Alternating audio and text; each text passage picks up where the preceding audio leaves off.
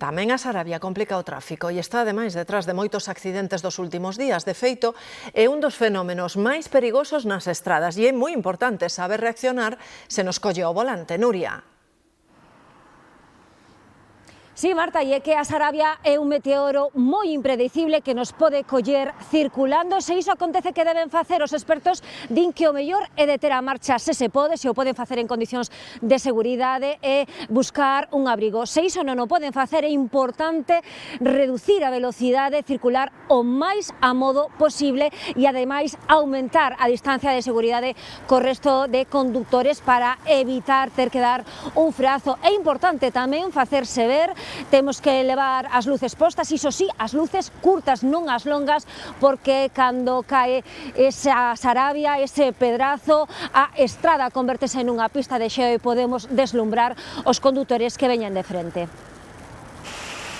Cando cae Sarabia, a estrada convértese nunha pista de xeo, polo que os pneumáticos perden adherencia. Manter o control do vehículo require destreza e ter interiorizadas as maniobras que nos permiten reaccionar con tempo dabondo para evitar un accidente. Reducir la velocidad y usar, no dar volantazos agresivos. Todo tiene que ser muy suave, también no abusar, sobre todo cuando es granizo, no abusar de los frenos, usar marchas más cortas para que el freno motor sea el que detenga el vehículo. A Sarabia é un dos fenómenos atmosféricos máis perigosos, sobre todo porque é inesperada. Por eso el estado de conservación de los neumáticos y de otros elementos del vehículo como frenos o limpiaparabrisas son importantes, sobre todo cuando la climatología se vuelve muy adversa. A postura ante o volante tamén é determinante, porque reaccionar ou non a tempo pode ser cuestión de segundos. Esos segundos de tener las dos manos en el volante o que una mano tarde ese tiempo en coger el volante pueden ser vitales.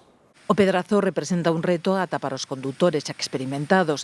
Diminúe drásticamente a visibilidade, provoca un ruido enxordecedor e xera moito estrés. Se as circunstancias o permiten, o mellor é abeirar o coche deixando accesas as luces de cruce. É importante alertar da nosa presenza sen cegar outros condutores e, sobre todo, non saír do coche.